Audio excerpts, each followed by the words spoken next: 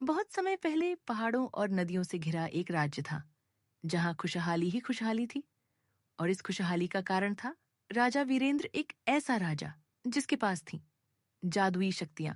राजा जहां जाता वहां समस्याएं अपने आप खत्म हो जाती, बीमार ठीक हो जाते। लेकिन हर चमक के पीछे एक अंधेरा भी होता है, और राजा की शक्तियों के पीछे भी एक ऐसा ही रहस्य छुपा था। मेरे रहते इस राज्य पर कोई संकट नहीं आएगा। राजकुमार आर्यन तेज दिमाग और बहादुर दिल वाला था, लेकिन उसके मन में हमेशा एक सवाल रहता। मुझे पिताजी से पूछना चाहिए कि ऐसी शक्तियां क्या सच में बिना किसी कीमत के मिल सकती हैं? अचानक से उसे याद आया कि मुझसे एक साधु ने जादुई पत्थर का जिक्र किया था। कहीं पिताजी के पास वही पत्थर तो नहीं है? राजा अंदर आते हैं। क्या सोच रहे हो राजकुमार आर्यन? पिताजी, आपकी शक्तियों का राज क्या है? राजकुमार, कुछ बातें समय आने पर ही पता चलती हैं। राजा की आंखों में छुपा डर राजकुमार आर्यन ने पहली बार देखा। रात का सन्नाटा था। उस रात आर्यन ने सच जानने का फैसला किया। तभी राजा एक रहस्यमयी दरवाजा खोलते हैं। महल के अंदर एक गुप्त रास्ता था। आर्यन पीछे पीछे जाता है। कमरे के बीच में चमकता हुआ जादुई पत्थर देखकर दंग रह जाता है। राजकुमार आर्यन राजा से पूछते हैं। पिताजी, क्या यही है जादू का राज?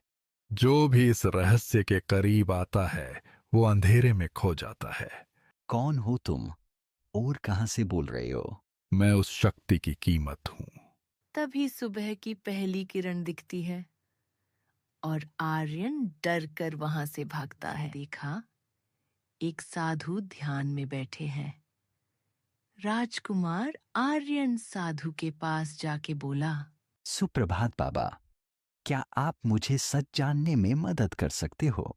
तुम सच जानना चाहते हो तो सुनो, वो पत्थर एक श्रापित शक्ति है जो शक्ति तो देता है लेकिन धीरे धीरे आत्मा को खा जाता है। तो क्या मेरे पिताजी खतरे में हैं? हाँ, और उनके पास समय बहुत कम है। बाबा, उन्हें बचाने का कोई तरीका? उस पत्थर को नष्ट करना होगा, लेकिन लेकिन क्या? जो उसे तोड़ेगा वो भी उसकी शक्ति का जैसे असर जैसे झेलेगा। समय बीता, पत्थर की शक्ति बढ़ती गई। राजा कमजोर होते गया और कांपते हुए बोला। ये शक्ति मुझे खत्म कर रही है। अब वक्त आ गया है। नहीं पिताजी, मैं आपको कुछ नहीं होने दूंगा। तुम रुको लड़के, राजा ने खुद ये सौदा किया था, अब कीमत तो चुकानी होगी। राजकुमार आर्यन, मैंने ये अपने लोगों के लिए किया था। लेकिन मैं आपको खो नहीं सकता। आर्यन के सामने सबसे बड़ा फैसला था। पत्थर चमक रहा है।